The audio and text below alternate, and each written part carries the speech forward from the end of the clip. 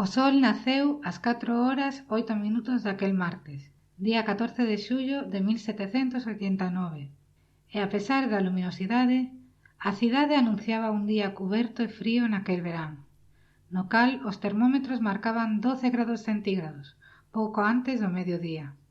Journal de Paris, 16 de xullo de 1789.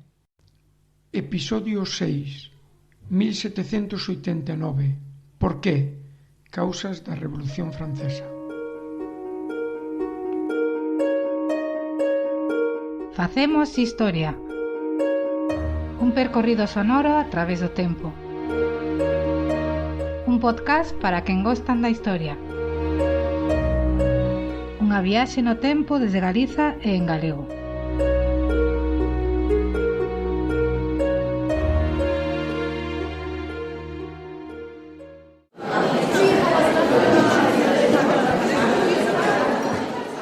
Nesa fría mañá, inusual no verán parisino, unha multitude avanzaba cara ao hotel dos inválidos. Os ánimos estaban moito máis caldeados que o tempo. Escoitaran que ali dentro o exército real gardara unha grande cantidade de armamento, fuxís. Iso foi o que atoparon e do que se aproveitaron. Dende o domingo os ánimos estaban moi alterados entre o pobo de París. Reunións, debates e proclamas inundaban as rúas da capital de Francia. Sobre todo, dende que 2 días antes se coñecera a noticia da deposición por parte do rei Luís XVI do seu ministro de Economía, Jacques Necker. Xa ninguén agardaba nada do rei para solucionar a grande fame que asolaba a poboación. Nunca se tivera un prezo de pan tan elevado como a ese 14 de xullo. A maioría da poboación adicaba case un 88% dos seus ingresos a poder comprar o pan. A fame era unha realidade e o rei non só non tomaba medidas, senón que de puño o único que abordara con anterioridade o problema. Ás 10:30 da mañá, unha representación da multitude atopábase diante do Pazo da Bastilla, solicitando a súa rendición, mais non sería posible a través do diálogo. E ás 5 da tarde, despois dun cruento enfrontamento, a garnición que defendía a Bastilla rendíase. Caía a prisión do rei, un símbolo do poder despótico da monarquía. Malia que en anos anteriores acollera destacados opositores ao monarca, nesa data, defendida só por unha garnición de 100 soldados, albergaba 7 presos, e ningún con implicacións políticas. Mais a súa toma por parte do pobo de París foi como un sismo, non só na propia Francia, senón en toda Europa. Caía o poder da monarquía absoluta. Era unha revolución.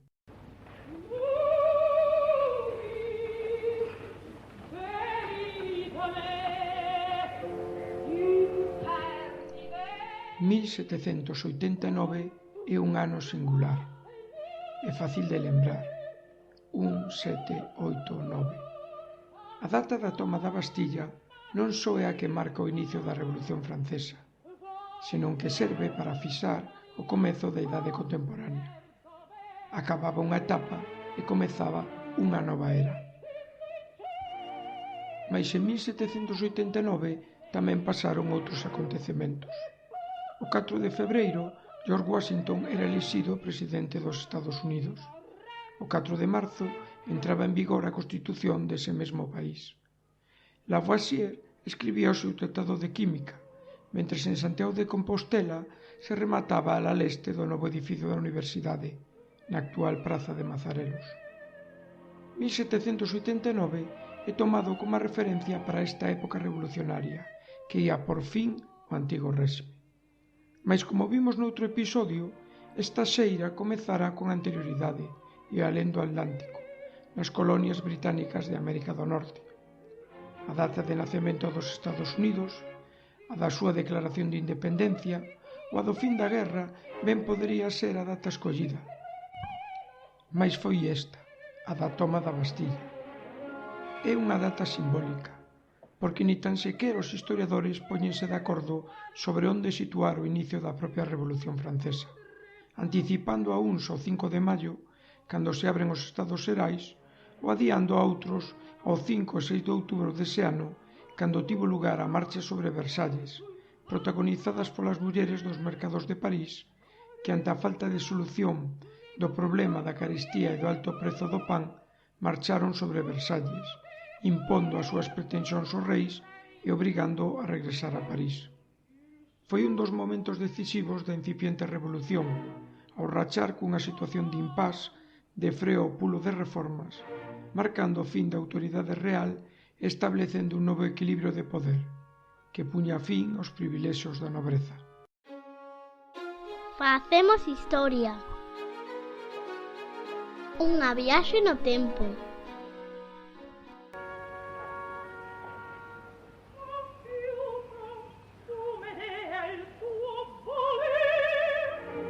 Mais vos preguntaredes, por que en 1789? Por que non en 1785 ou en 1795? Houve unha serie de causas que conduciron a que os acontecementos se precipitasen nese ano, mas independentemente da data concreta, o antigo réxime estaba condenado a caer. Non pensedes que é culpa do rei de Luís XVI. Non imos xulgar aquí os seus anos de reinado, mais alén dos seus erros ou éxitos, era o sistema o que non funcionaba, e nin o mellor dos reis podería solucionalo. O antigo réxime era un sistema que non era quen de garantir a básica subsistencia da poboación, e que non respondía aos anhelos nin ás expectativas sociais e políticas de amplas capas da poboación, baseadas nas novas ideas da Ilustración. Unha economía eminentemente agraria, malas melloras nas manufacturas e no comercio dos últimos decenios, onde a propiedade das terras estaba en mans duns poucos que vivían das rendas e obrigaban a grande maioría da poboación a se manter dunha agricultura de subsistencia que non garantía a súa supervivencia, e máis cunha poboación en crecemento. A existencia dunha sociedade estamental cunha forte desigualdade xurídica que favorecía a minoría da poboación, nobreza e clero, así como o exercicio do poder cunha monarquía absoluta que actuaba sen ter en conta os intereses e a iniciativa da maioría da poboación, daban proba do fracaso do sistema. Moitas cousas mudaran do século anterior, e o sistema do antigo réxime xa tiña as horas contadas, polo menos en Francia. Xunto a estas causas estruturais, houbo outras, froito da conxuntura, que precipitaron os acontecementos. Malas colleitas viñanse sucedendo en Francia nos 2 últimos decenios. Hai quen mesmo ve a influencia que tivo a erupción do volcán Laiki en Islandia no ano 1783, que mudou o clima do hemisferio norte, provocando nos seguintes anos un descenso da temperatura media en 3 graus centígrados. As malas colleitas provocaron o aumento dos prezos do principal alimento da poboación, o pan, que, como xa contamos, influíron na insatisfacción popular e foron a causa inmediata de algún dos levantamentos populares. E as decisións políticas de Luís XVI agravaron os problemas. Visto con distancia, non fixo nada que non fixeran os seus predecesores, mas a situación non era a mesma. Gastou moito diñeiro, moi por riba das súas posibilidades, e as do seu país en conxunto.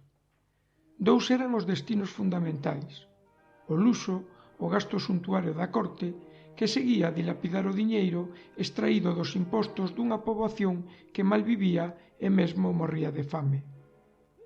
Por outra banda, a súa política exterior, caracterizada por unha sucesión de guerras das que non sempre saiu ben parado, como a derrota na Guerra dos 7 anos, ou si, como o apoio que prestou á independencia dos Estados Unidos para debilitar a Gran Bretaña, mais que encheu de débedas as finanzas do Estado.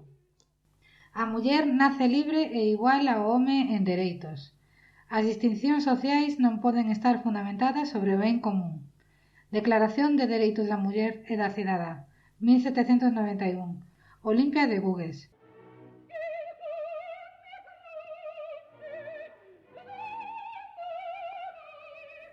E de onde ia sacar o rei o diñeiro? Non lle quedaba outra que convocar os Estados Xerais, unha asemblea de orixe medieval onde a coroa convocaba os representantes dos 3 estamentos en situacións excepcionais. Tan excepcional era que xa pasarán 175 anos dende a súa última convocatoria. E que máis excepcional que solicitar a reforma da fiscalidade para que a aristocracia e clero, grupos privilexiados e exentos de pagar impostos, contribuísen ás arcas do Estado. A negativa destes grupos, exixindo unha votación por estamentos, cada estamento tería un voto co que gañaron a votación, onde rexeitaron non só a intención do rei, sino que votaron ademais para que fose o terceiro Estado, os non privilexiados, que xa cargaban coa fiscalidade do país a que se lle impusese os novos tributos, provocou que o terceiro Estado, ante esta situación, xa autoproclamase a Asamblea Xeral Nacional, retirándose a un pabillón de Versalles, a coñecida como Sala do Xogo da Pelota, erixíronse como representantes de toda a nación, polo que nunca máis ningún outro tema ia ser decidido polos estamentos. E determinaron non moverse dali até dotar a Francia dunha constitución.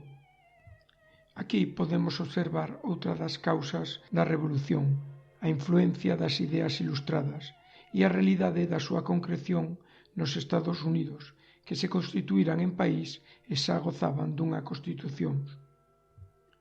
Despois virían a Bastilla, Versalles e 10 anos de revolución ata a suba ao poder de Napoleón. E non é outra historia, é a mesma, mais noutro episodio. As músicas en Facemos Historia. Neste período revolucionario, a música, como arte, convértese nun artigo de propaganda. Deixa de falar a persoa para falar a colectividade. Os principais músicos da época son Monsigny, Gosset, Meel ou Cherubini, que nos acompañou neste episodio cunha das súas pezas cantadas pola soprano María Callas. Boa proba desta vinculación entre política e música vai ser a resolución do goberno xacobino que insta aos compositores a celebrar os acontecementos e vitorias da revolución por medio de himnos republicanos e patrióticos. Dirán pequenos musicais con temas como a razón, a fraternidade ou o pobo. En moitos casos, como narra o compositor Meel nas súas memorias, as obras debían pasar un proceso de censura política que valoraba o apoio ou non das composicións á revolución. Iso sí, o canto popular vai xogar un gran papel, e de aí nace a Marsellesa, himno actual de Francia, símbolo dun novo tempo que nacía coa revolución. Se gostas da historia, se pasaches un bo rato ouvindo este episodio, lembra que podes nos seguir a escoitar a través de nosas contas en Spreaker, iVoox ou ben en iTunes, na conta de Facemos Historia. Podes visitar o noso blog facemoshistoria.wordpress.com, onde atoparás as referencias deste episodio. Non dubidedes en vos suscribir ao noso podcast en calquera das plataformas indicadas ou a través da nosa canle de YouTube. Non te perdas a nosa cita semanal e, como non, se queres contactar con nós para calquera tipo de consulta ou suxestión, podes facelo a través do noso correo electrónico facemoshistoria@gmail.com ou da nosa conta en Twitter @facemoshistoria. Agradecendo a vosa atención, despedímonos até o próximo episodio.